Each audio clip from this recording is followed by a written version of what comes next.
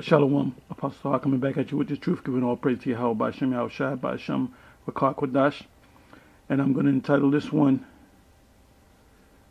Let the Weak Say I Am Strong. And this is from Joel 3, verse 9. And we're going to read down to about the 17th verse or so. Anyway, this is an article that was sent to me actually a couple of hours ago, and I'll leave the link in the description box. It says World War III, India and Pakistan nuclear conflict could be devastating for the whole world.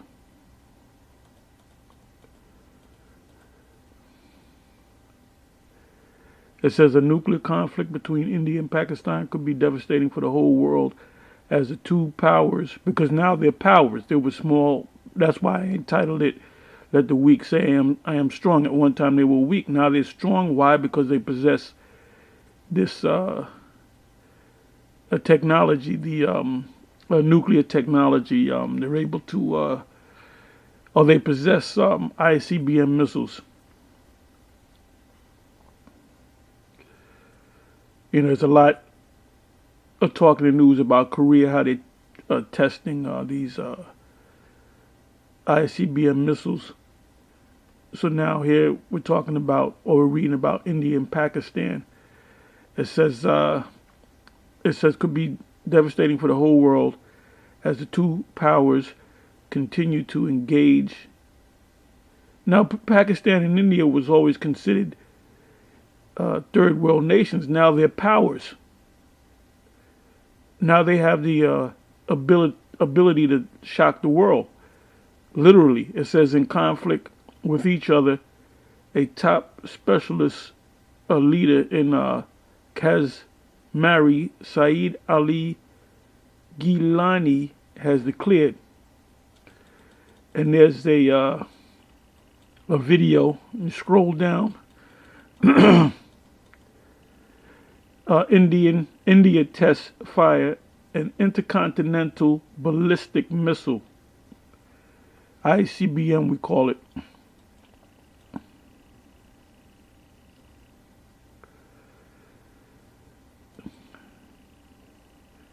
Anyway, you can read the rest of the article and you can watch the video.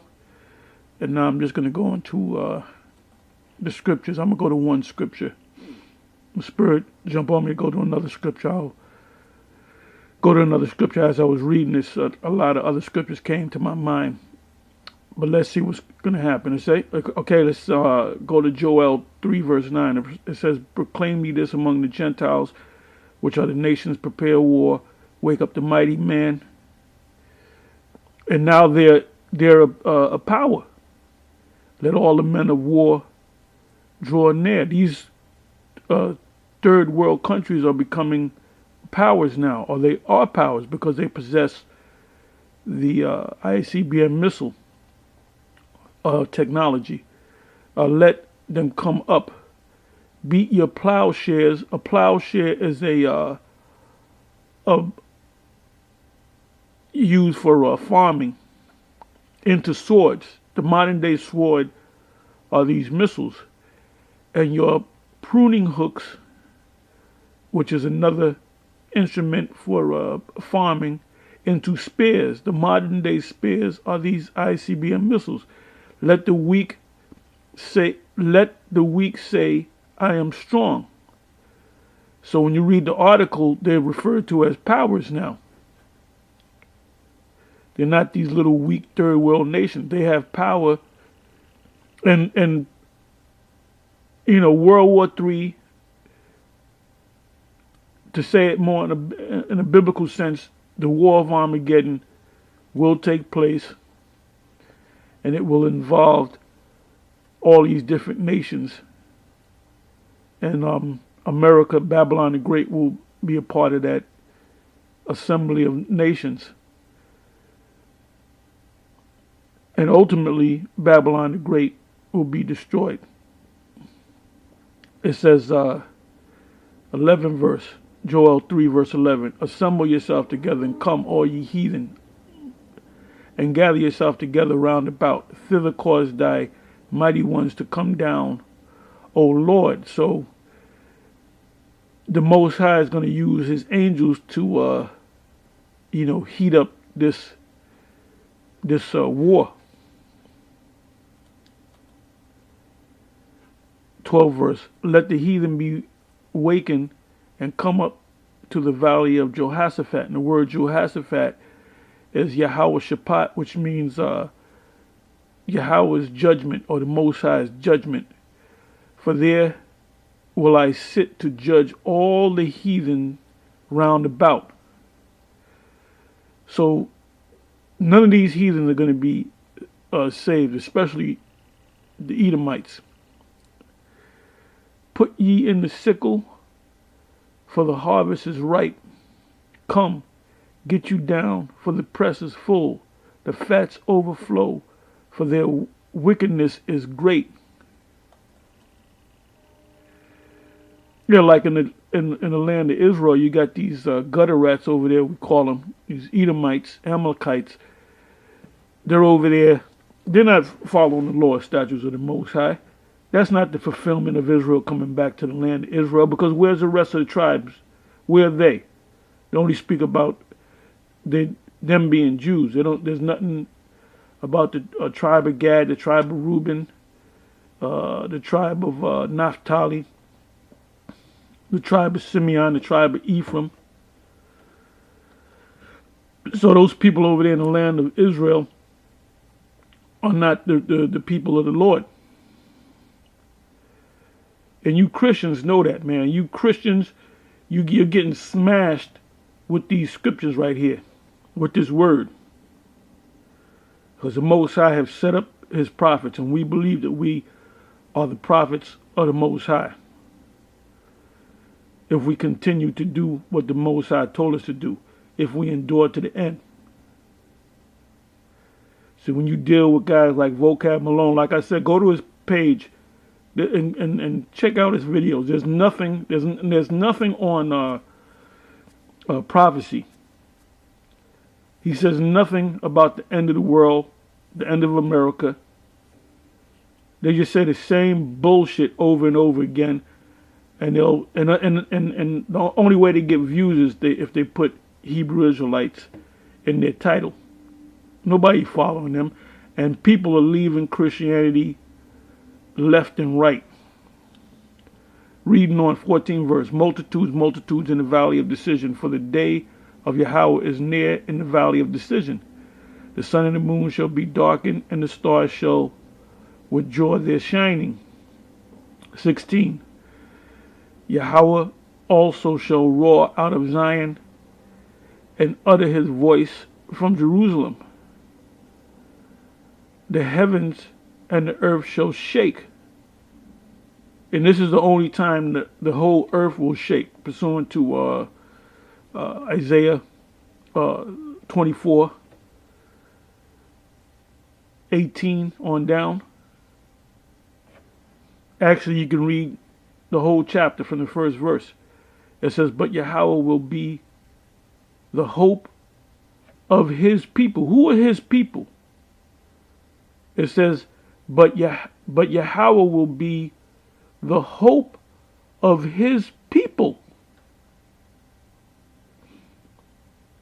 and the strength of the children of Israel. So he separated the heathens from the children of Israel. And this, Joel is a prophet. And Joel is prophesying right here as to something that's going to take place in the future. This didn't happen yet. There's never been a time in history where the earth has been shaken. It says, but Yahweh will be the hope of his people and the strength of the children of Israel. Not the Edomites, not the Moabites, not the Ishmaelites, not the Hamites, but the Israelites. So shall ye know that I am Yahweh, your power, or your God, dwelling in Zion, my holy mountain. because eventually we're going to be brought back to our homeland, and we're going to rule the planet, the headquarters of the planet, if you will, or the capital of the planet will be the land of Israel, Jerusalem. Then shall Jerusalem be holy, and there shall no strangers pass through her anymore. Because what do you have over there? Those so-called Jews and those other nations, they're a bunch of strangers. And it shall come to pass in that day that the mountains shall drop down new wine, and the hills. Oh, and by the way, that wine represents knowledge. And it's really not new, it's old, but it's going to be renewed. And the hills shall flow with milk, and the rivers, because over there in Israel you have what's called a kibbutz, where they have to bring trees and other things, vegetation in that land, because it's mostly desert. It's a barren land because those devils, those Edomites are over there. And all the rivers of Judah shall flow with waters, and a fountain shall come forth of the house of Yahweh, and shall water the valley of Shittim. I gotta read. I must be allowed to read verse 19. So this is talking about when the kingdom, the destruction is going to come. The Armageddon is going to take place. We read about that in the Valley of Decision, which is Yahweh Shabbat, which is Yahweh's judgment. And it says that we're going to drop new wine, that the Most High is going to establish his people, the children of Israel. Then it says in the 19th verse, Egypt shall be a desolation, and Edom shall be a desolate wilderness for the violence against the children of Judah. Why did it say Judah and not all of Israel? Because it was the sons of Edom that came against the children of Judah, or the kingdom of Judah, which consists of Judah, Benjamin, and Levi, when the Babylonians took us down. It says, because they have shed innocent blood in their land. 20th verse, but Judah shall dwell forever, and Jerusalem from generation to generation. For I will cleanse their blood that I have not cleansed, for Yahweh dwelleth in Zion. So with that, I'm going to say Shalom. In 2018, a year of prophecy, prophecies are coming to pass left and right. With that, I'm going to say Shalom.